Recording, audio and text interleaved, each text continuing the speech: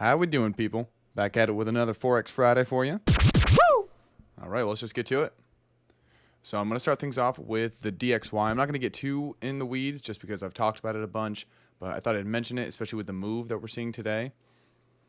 So what I was talking about before was this range that we had right here. We dipped below, and we now jump back into this higher range. Found some support right around this area and had another pretty sizable move, made a new high. So it's looking like the direction is shifting and we could be headed in a higher uptrend.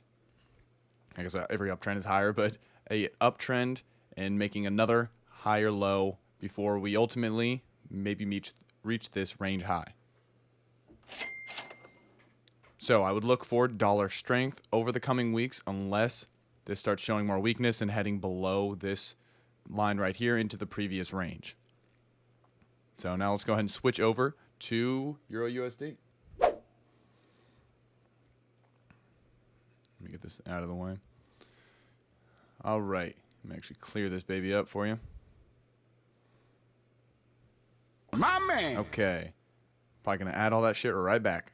All right. So we got this range right here. Let me get this.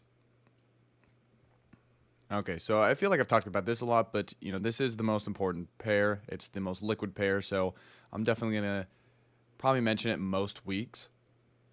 But here we have this range. We had this impulse off of the parity level between the dollar, so euro dollar trading at 1-for-1. It dipped a little bit below actually, and then we saw this big impulse, and now we're in this range consolidating.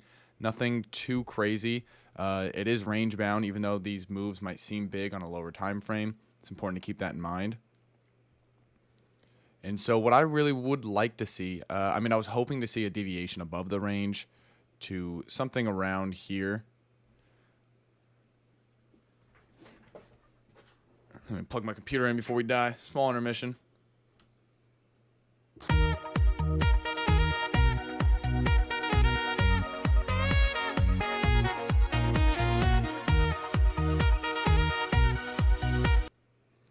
All right, so I was looking for some sort of deviation above this range right here, the range high, and then I would be looking to jump in short, sell it down to the range low, or even back to or below parity, because I think longer term that the euro is probably going to devalue or depreciate against the dollar. I think the dollar is going to continue to climb. Again, longer term. In the interim, who knows? We could see the exact opposite. But just given what Europe is going through, the European nations, they're struggling with inflation, energy crisis, Russia. There's a lot more headwinds they're facing than the United States. So I think in relative terms, the euro will lose against the dollar.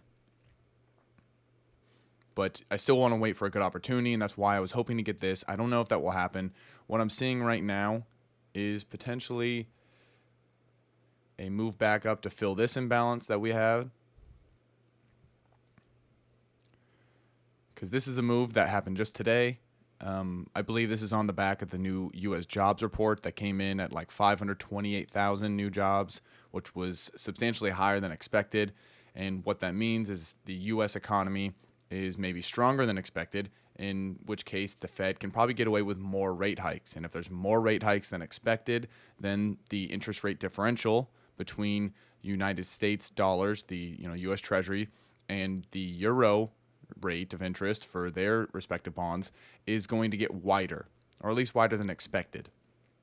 And for anyone unfamiliar with this concept, foreign exchange rates are largely driven by interest rate differentials, because if you can make more money putting your money in dollars and getting their 3%, call it a risk-free return, versus like a 2% in Europe, you're going to sell euros and buy dollars. And so usually when you see interest rates change in relative terms to other currencies or other countries with their respective currencies, that's what you end up seeing. We got that? Yep. Okay, so this is what I'm eyeing right now. I do like that it's trading in premium. We could potentially see some move back in here. And I would, whenever I play these kinds of zones where it's not anything at the range high or range low, I definitely wait for a lot of confluences or confirming factors that would lead me to believe that it's actually going to be headed lower. So in this case, I would probably want to see a wick, a dip back below, another wick, and maybe even get in on a final third retest before heading down. And again, that's not really something that always happens. When you're waiting for confirmation, a lot of times you can miss plays because you don't have it, even though it is going to end up going lower. But I generally don't trust these kinds of plays as much, even if they maybe are somewhat reliable. So if price did trade back in here, I would want to see that wick come in, and then ideally price comes out, maybe wicks in again below the first wick, so we make a lower high, and then we continue, and you would have, maybe your entry somewhere around here. You can have your invalidation, fancy word for stop, right above the zone, maybe a little bit tighter. That's what she said. And then we target the range low.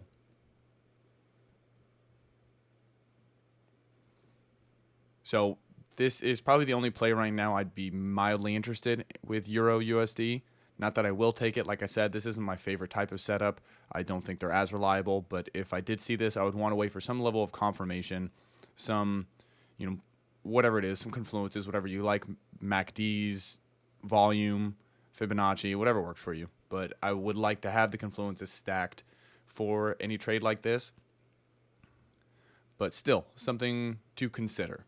All right, let's transition.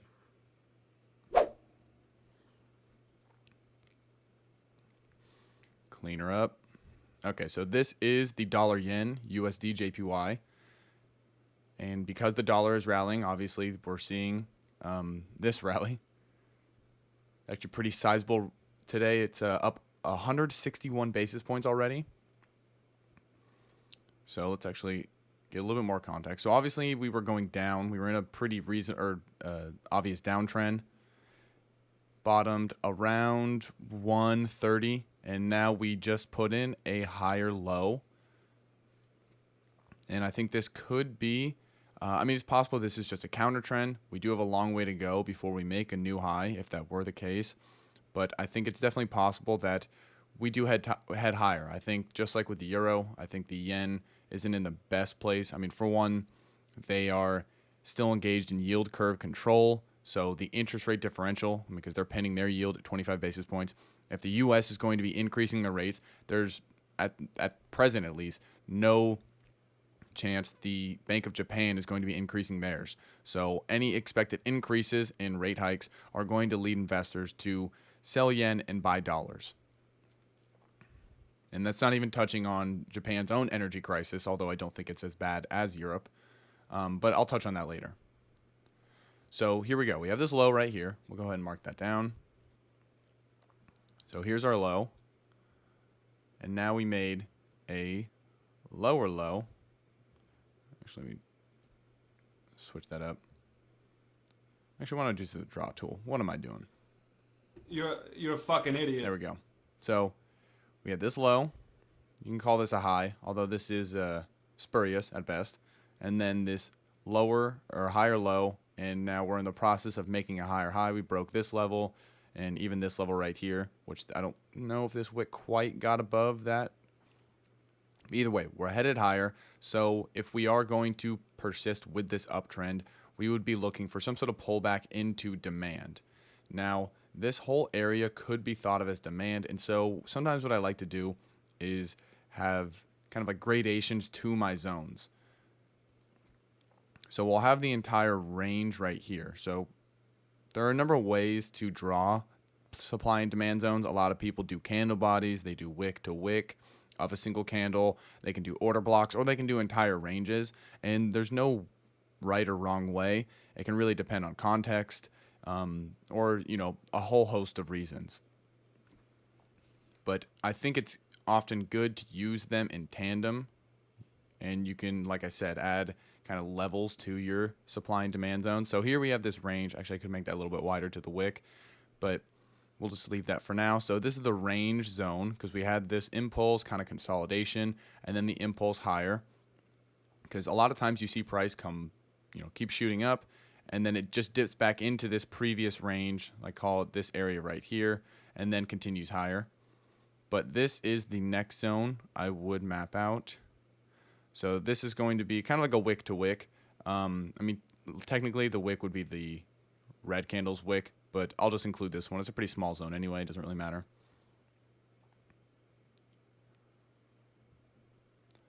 So I have layers to my demand zones where I would like to see price come into. Now, depending on how this continues, we could see it keep pushing higher and then maybe consolidate up here before slowly staircasing, trickling down, and then we see something like that, a reaction to the zone, and then a shoot back up. That is a very frequent occurrence, and I would definitely be looking out for that. Totally. But I still do like this area right here. I would say if price doesn't continue as high, it kind of levels out around here, maybe consolidates around this region, and gets pretty much operates pretty close to this high, this range high or range level, this top of the zone, then I'd probably be more interested in this level. Because I do love this. This is where the impulse really originated, and you can see this clear imbalance with the top of this wick and then the bottom of this wick as it stands right now. So this huge imbalance, just pure buying for the most part. So this is a definite area of interest, and in this case, your stop would be much tighter. That's what she said. We're having a good time, guys. We're having a good time. So in this case, your stop would be much tighter just because your entry is a lot lower. In the case of the former, I wouldn't. I'll do that just to make it more clear. But it can be harder to have a tighter stop, at least one that is consistent with like the actual invalidation level, which would be this low. So this is where we have the stop loss right now, clear invalidation towards the bottom right here of this higher low. We don't want to see price trade below because that would be a break of structure.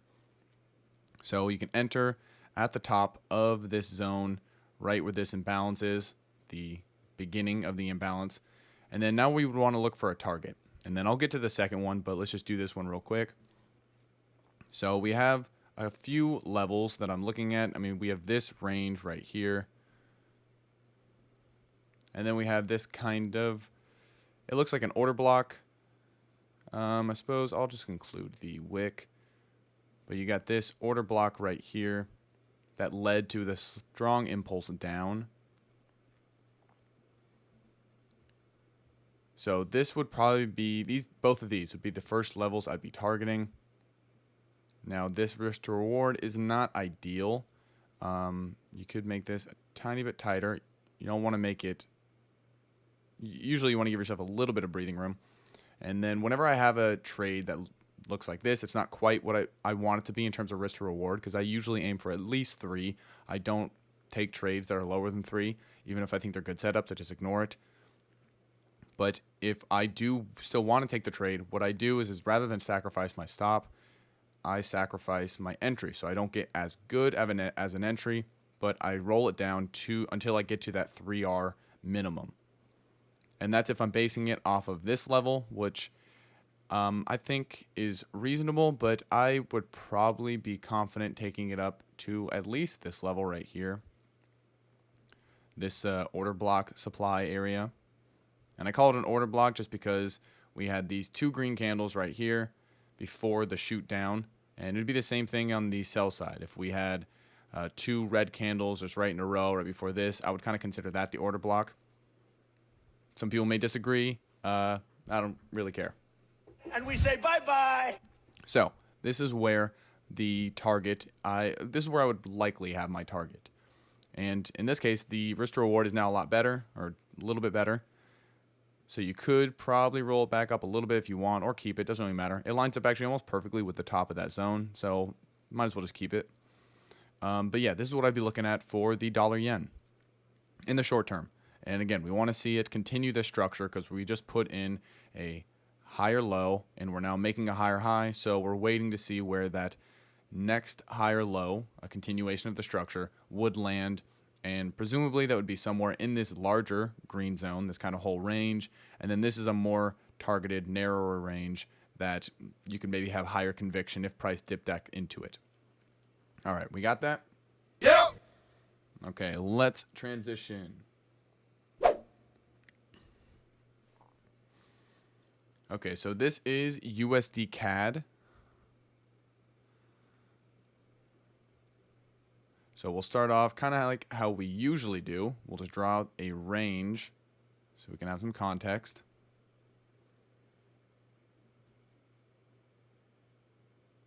Oh, let's do this one. Because this is semi-recent price action that dipped below, and I think that's important to recognize because this is why I generally like to be, call it an like external to the range trader. I like to see price dip below or above whatever range it's trading in. I think those are the best risk to reward opportunities because you see price here, you maybe enter like right in this level, your stop is a little breathable, but your target is all the way up to the range high. Because oftentimes when price comes back into a range, whether it's on the top side or the bottom side, it is because it's ready to trade in that range. And you dip below, it's not ready. It's like, okay, well, we're not going to a new range, a lower range. We're coming back into the previous range. And so there's a good chance we retest the high of it before maybe even going higher or then coming back down. So that's why I like to identify ranges, because I think trading outside of them is where some of the best risk to reward trading opportunities comes from. So you want to see some kind of deviation, and then you come back in right here. So I missed this, but this is how I would look at it. So you have price trading in this range. It dips out, right? Let me get the drawing tool. It dips out right in here. And then we have a pretty sizable reaction. We break these highs, so that's a good sign. And then we come back in, and we're making a lower low. So realistically, as soon as you saw price, as soon as you saw price break above these highs right here, because we made, we were trickling down, right? And we had, it's hard to say if you really want to commit to this as a high, just because it's more consolidation. Maybe this level would be more convincing, but either way, to see this level broken right here with price action, that could give you the conviction, especially because it's coming back into the range and you're having multiple candle closes, 4-hour closes, mind you. This is the 4-hour chart. 4-hour closes within the previous range that it left. That would give you the conviction possibly to take this long. And look at this. It was a perfect retest of the range. So if you entered on a retest of that range, after having seen this deviation, this break above this level, you're showing strength back into the range and having multiple candle closes within that range after having left it. So you just do invalidation at the low, pretty reasonable. And if I'm not targeting the range high, which I don't always do, I target the midpoint, generally speaking. Number one, it's easier. It's more likely to get hit. Number two, it doesn't take nearly as long. Sometimes if you're targeting the range high, you could be in that trade for several weeks even. You never really know. And because some of you'll just have like this huge spike up to the midpoint, and then you'll come back down and maybe like trade like this and then go just in kind of no man's land until you eventually get there. And there's nothing wrong with staying in that trade. It's just sometimes easier to get the win, wait for another pullback, and then get back in and again to ride it all the way to the top. Yeah, baby. Okay. So that's kind of what we're seeing right now. I know hindsight's 20/20, and that doesn't exactly help. Right.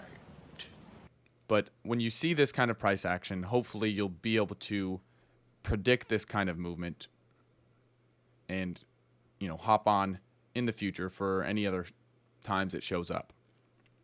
Now, in the meantime, because obviously that already happened, can't do much about it now. Oops. Let me get rid of some of these.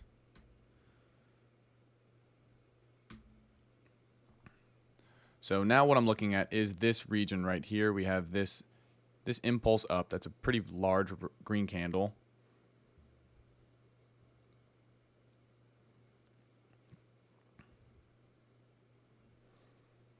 And we have this imbalance right here. So you can see this wick right before this huge impulse up. And we're having a little bit of a retracement. So who knows if this balance gets filled immediately, just red candle to take it all back. In that case, I definitely wouldn't really be looking for buys soon. I would want to see how price action developed, because if a candle, you have this, I call it flip-flop candles, where you have a huge green candle and then a huge red candle, or the reverse for the down or the upside movement. But a huge green candle and then a huge red candle that just takes it right back. That to me does not, like, I need some time in between the impulse and then the ultimate return to the zone. If it's too quick, I don't usually feel confident taking that trade or relying on this demand zone. But presumably if we are going to maintain this uptrend, we are not going to trade below, definitely below this level, but probably not below this low. So if you were going to place your stop wherever your entry is, I mean, this zone is a little messy. You could place your entry all the way up here, although the risk to reward would be complicated with your stop all the way down. So let's just try that out. So if you have your stop by this low right here, because this is the higher low off of which this high was made, and then say we are targeting the midpoint, there's really an obvious level over here that I'm seeing. I mean, you can tell there was a lot of liquidity in this area, probably because it is around the midpoint of the range. But for most intents and purposes, the midpoint target will work just fine. So that's what we'll do. Just have it a little bit short of it. And already this is looking like a really good risk to reward trade. So it looks like we can roll this up pretty high. So if we wanted to maintain that 3R approach, which I definitely recommend, we could have our entry at least at this level. And I don't think that that is terrible. If I do see a zone that is really like this big, where it's kind of frustratingly big, That's what she said. I will usually just enter around the midpoint. So it's basically where this is, but I'm going to roll it down just in case. So you get about like a 3-3. So this would be potentially a longing opportunity. With how messy this is, it's hard to say. My conviction isn't through the roof. I'd probably want to go look through some other confluences. I guess I could.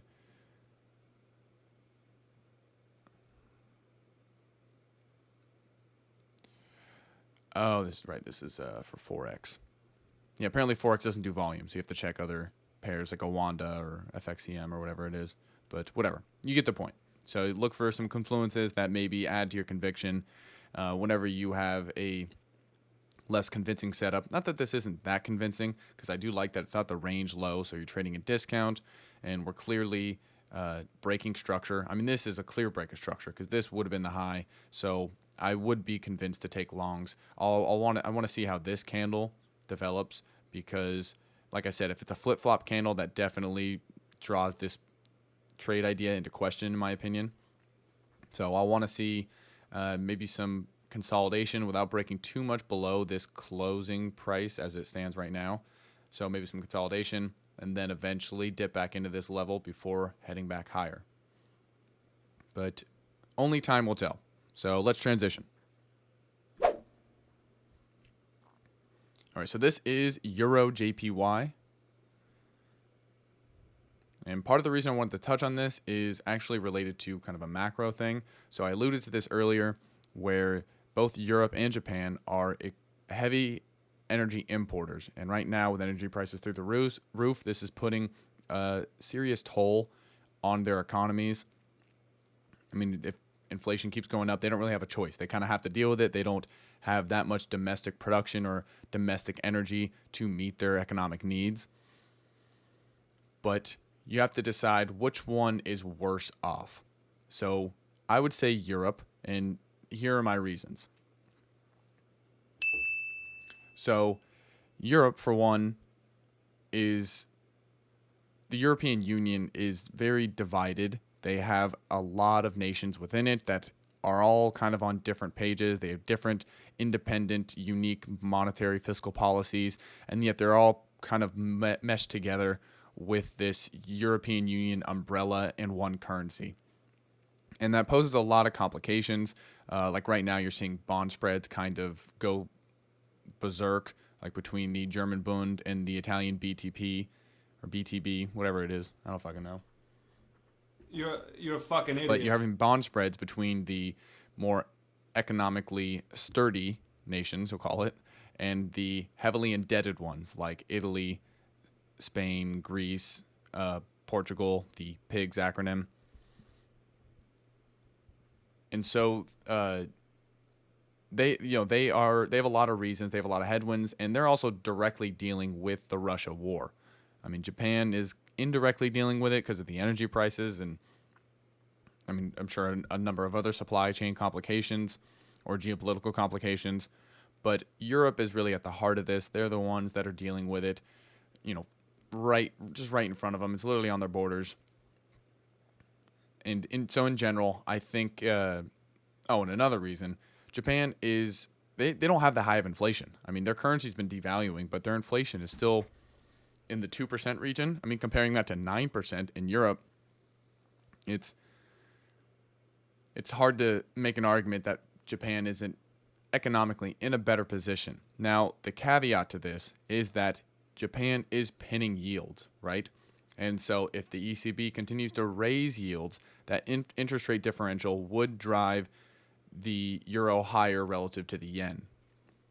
I mean, there are some other complicated factors, like I've mentioned, that could push that the other direction, but that is something to keep in mind.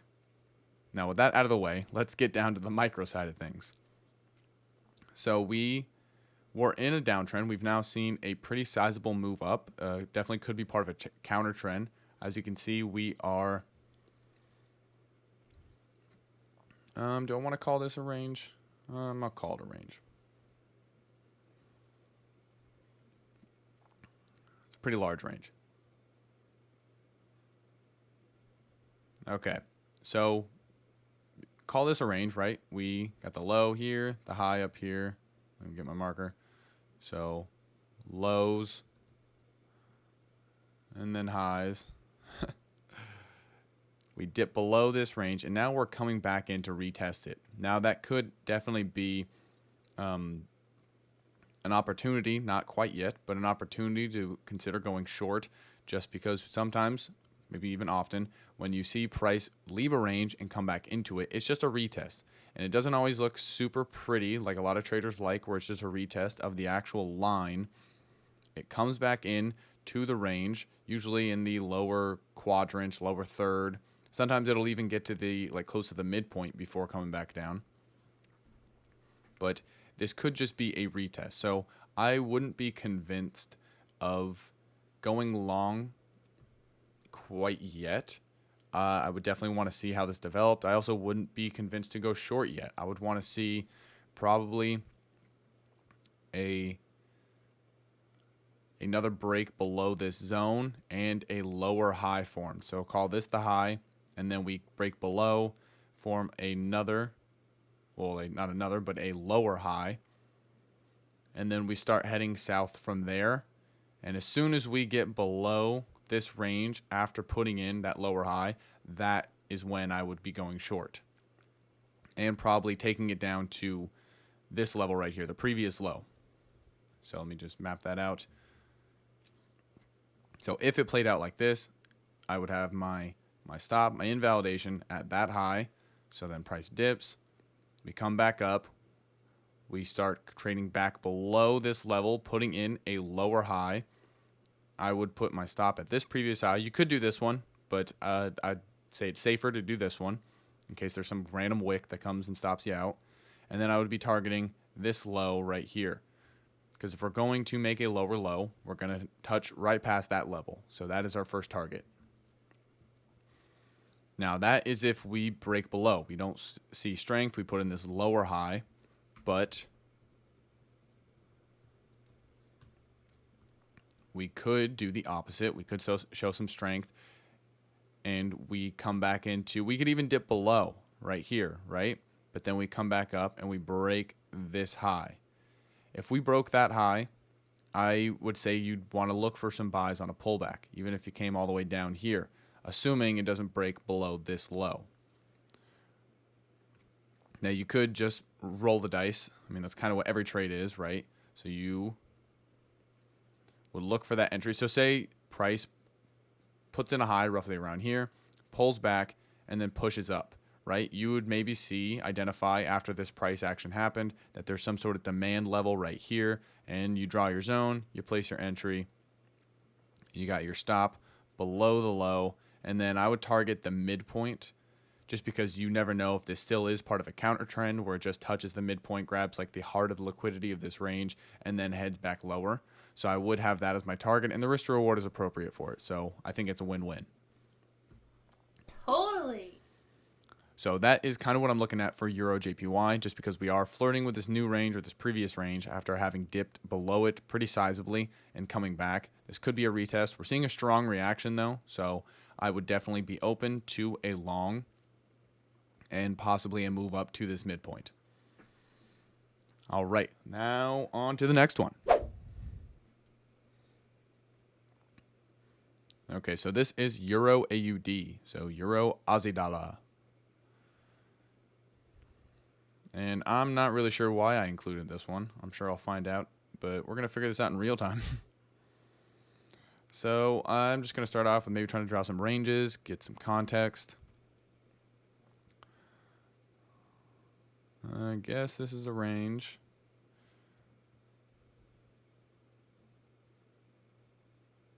I'm on bitch. Okay, we'll consider this, put the range high as well. Okay, so already you can kind of see this is making a lot more sense. So we had this previous range, we dipped below, retested it, came back in a little bit, and then we were like, nope, we're definitely done with that range. And we came back down, made a bottom, and then we came back up to the range, did the same thing.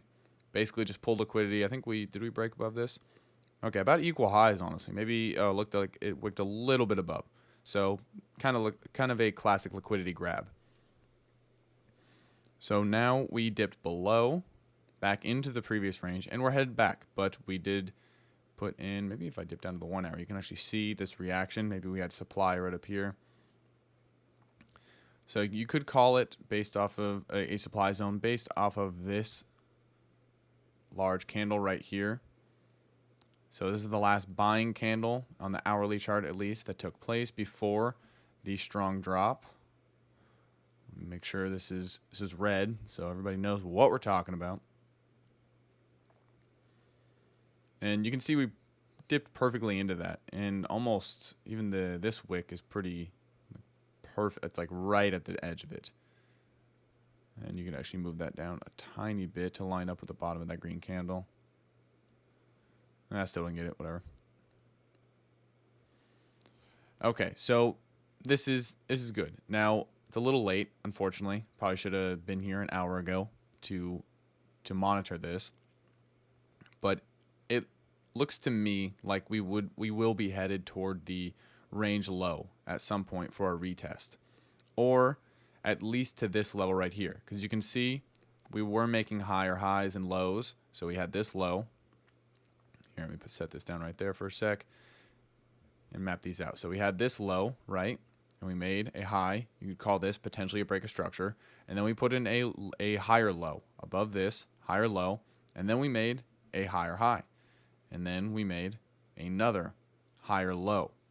So right now we're putting in a lower high, which would kind of invalidate taking a long right here, even though if this structure were to continue, this is roughly the area we'd be looking at to long. But because we didn't make a higher high, I wouldn't really be willing or convinced to do that.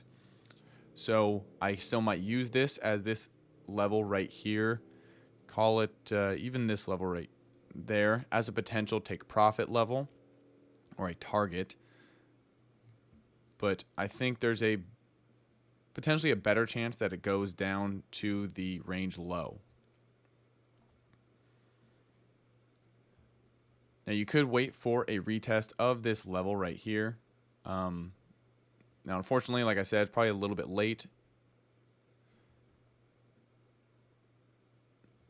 But I don't think this is a terrible trade idea, especially if you were able to get in on another candle right here. So you can have, and actually maybe keep it like just right there, around where those candle closes and opens were. And then you have even if you're playing this higher target right here, and like I said, I think given that we put in a lower high, there's a good to fair chance that we just trade all the way down, break structure right here, just like we're kind of breaking structure by not putting in the higher high here. So we make a lower low and possibly touch down at this range low right here. In which case, your risk to reward would be pretty exceptional. And I might want to actually, here, let's target maybe this level. And then we can move this stop to make it a little bit roomier, probably the top of the zone. Yeah, that's probably good. So I think this would be a decent, and like I don't know if we'll end up getting the opportunity, but had I been watching this earlier, again, hard to say. Hindsight's 2020. Definitely missed it by an hour. But looking at this zone right here, this green candle, and this very strong rejection. Like this is, even though you did put in a higher low, now that I'm thinking about it, I probably wouldn't have taken the trade just because of this higher low, because we made a higher high and a higher low, even though this was like a range deviation. The higher low, there's when you see that, there's really no reason to believe that you're not going to make a higher high. You kind of just have to wait to see how it reacts. And I suppose you could have seen this sizable reaction with this green candle. You come in, I mean, look at this wick. Clearly just pushed it all down, met with a lot of selling liquidity. And upon seeing that, you could have then put your entry in about around that zone. Hard to say if you would have got in just because it's like it literally touched right on the edge of it. But maybe having seen that reaction, you could have jumped in. But structurally speaking, it wasn't a perfect play. But like again, you could still try to hop in right here if you do end up getting some wick or candle move back up to pull liquidity one more time from the zone before heading lower. So not a terrible idea, I suppose, to queue an order. Not investment advice. Totally.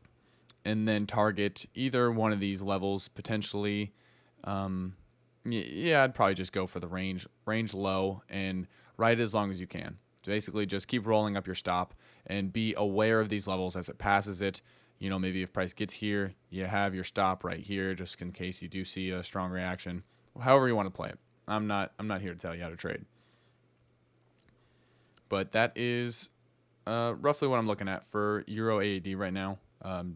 This lower high definitely concerns me, makes me think that we are going to be headed much lower. Break a structure right there, down to the range low. You got it? Yep. Any questions? Yep. Too bad. Moving on.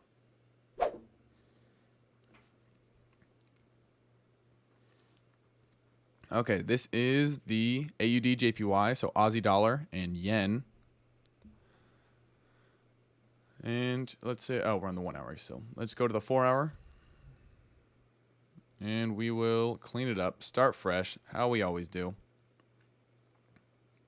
So we have some ranges we can point out.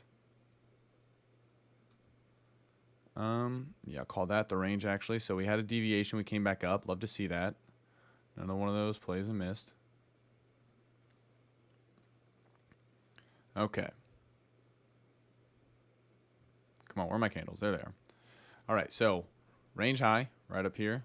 Get my marker. Range high, range low. And we came back up toward the midpoint roughly, then dipped back below the range, had a deviation, and then a strong move back up. I mean, this is a pretty strong reaction. No ifs, ands, or buts. And we are showing even more strength now. We had this little dip, because ideally I would have liked to see, I mean, it's tough. This is maybe like down to this level, I guess. Possibly an entry around the top of this previous sell candle or the last sell candle before the buy. I suppose you could play even lower at the wick, the actual imbalance, wick to wick, kind of like that fair value gap. But yeah, maybe we do see price come back below this level, kind of retest, scare people a little bit by getting below the range again. That I do actually like to see that. Sometimes if I can get an entry right below the range, I will, just because retail traders get nervous. It stops them out, grabs that liquidity, and then heads higher. And the risk to reward here would be Really, really good. I mean, if you were playing off of this entry, we'll even do it a little bit higher, probably the candle wick, the red candle wick. Invalidation clear right here at the low where we bottomed, because if there's leftover liquidity, it's probably not going to trade lower. It's going to be somewhere in here, and then we're going to shoot higher. So we have this as our entry, this as our invalidation, and then stop. I mean, midpoint is probably good. That risk to reward is solid, and I'll take 4R any day. But again, this is if it trades lower. I mean, this green candle is pretty aggressive, because usually you see these impulses and maybe you see like a little trickle down until you eventually get to this level. Hard to say if that's going to happen. I probably wouldn't be taking a trade unless I see a sizable retracement toward this range low. I mean, even if we just got to the range low, I mean, I don't think it doesn't look like that'll be a 3R, but you know, play it however you want.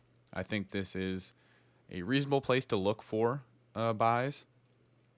Because like I've said this multiple times, whenever you see these deviations, especially with a strong reaction like this, oftentimes that ends up meaning price is headed towards its range high, because it left that range.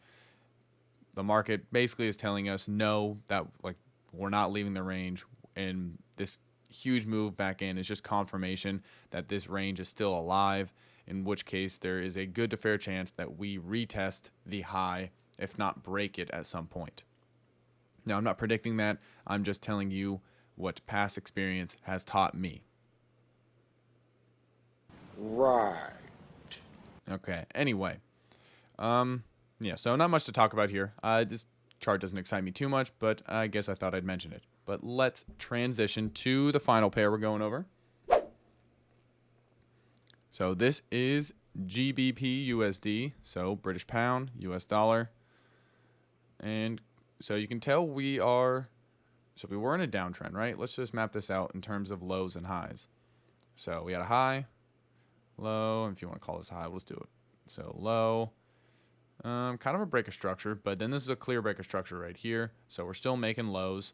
You can call this the high, and this the lower low, and then this the lower high. So we are still in a structural downtrend, because we did not break up above either of these highs. I mean, even if you called this one. So this high didn't break above it, and now we're headed lower. So if you ask me, we're probably going to be trading to at least this level. I mean, it's possible this is the trend shift, in which case there may be demand right here. Now, I don't take those trades until I see the shift in trend confirmed. But if we were to see a bounce, you would expect it to be roughly in this area. Come on. There we go.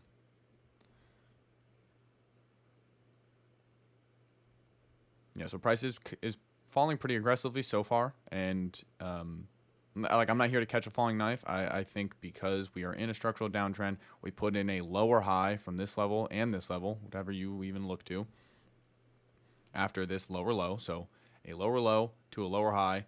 What can we expect? Another lower low.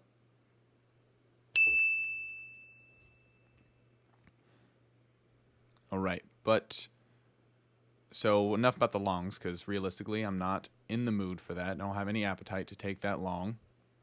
Not until I see a reaction here. So let's just play that out real quick, and then I'll talk about the short side play potentially. So if we did see a reaction somewhere in this area, and again, this zone isn't really that accurate. I just kind of threw it in there. And we push like this up, eventually busting above this high.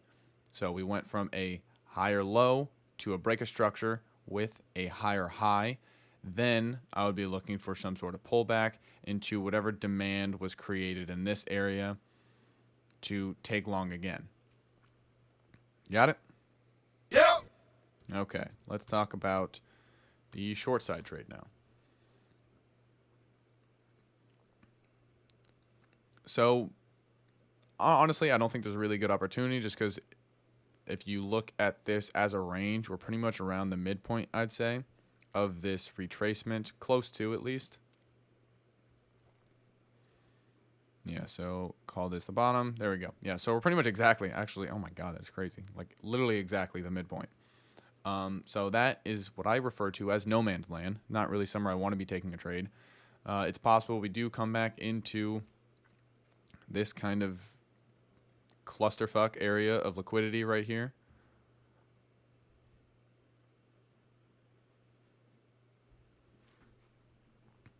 And kind of like the previous play, or I can't remember which one it was, whatever pair it was, where I was talking about when you have these levels that are within the range that don't give you the highest conviction. The key is really the different confluences you have that are driving you to take it. So is the volume shifting in your favor? Is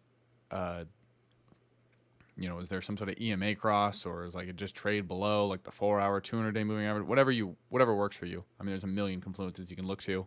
Some Fibonacci retracement. Not sure what that would even look like right here. We can do it.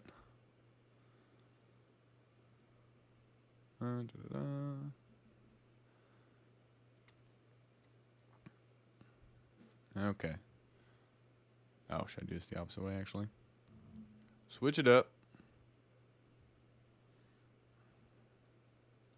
If someone can tell me which way is right for the Fibonacci, I feel like it's all subjective, but I would love to know. I feel like everybody uses it different ways.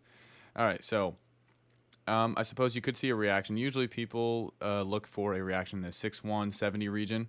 So you get a retracement here, and this area right here would potentially be an area to go long if price were to be shifting its trend direction. Now, this doesn't look like the greatest confluence, so I mean, I guess it depends on where you draw your zone. So this would, in my mind, count as a confluence if this lined up with this zone. Although, I guess it depends. I mean, this whole area's price is just messy. It doesn't really. It's like, where the hell is the zone? Where is the buying? I mean, you can see a lot of liquidity here because of all these wicks. So it does line up really well with that. Maybe that is enough of a confluence for you to take this long here. I mean, I guess I was actually referring to take like a confluence for taking it short. But either way, you get the point. And you should probably always be looking for some level of confluence or additional factors that lead you to believe a trade is a good idea, other than whatever price action, like just basic price action, is telling you. But yeah, so potentially see a retracement back up into this level. I would like to see some reactions like the whatever pair I was talking about before. You like to see a wick in and then a lower wick, hopefully. You got this high, you wick in, you're making a lower high, and then you get out and possibly even hit it for one more time. And then boom. So I would want to see some reaction to this level to show that liquidity is being pulled from it before committing to it, just because it does seem like a little, I don't know, I'm skeptical of whether or not this would be a smart play to take short. But I think the risk to reward would be decent. You can play off of maybe this wick high right here and then take it to, if you're taking it all the way to the, like saying you're going to continue the structure, right? If we believe that the structure is going to continue this downward structure, then presumably we'd be making a lower low. So you could target this low, and that would be completely reasonable. So it's a pretty good trade for our, not terrible. But again, I'd want to see price confirm. I'd want to see some reactions that it's pulling liquidity. You see a lot of these wicks right here. I would want to see some more of that. So like you get a lot of wicks coming out. You get some candle closes here, and you get maybe one more wick in there, and the close of the candle is below the zone. That might be a green light for you to take it short with roughly this structure. And again, not investment advice. Yep.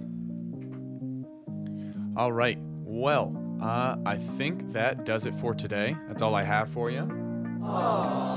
But I'll catch you guys all next Friday. And remember, stay happy, humble, and hopefully in the money.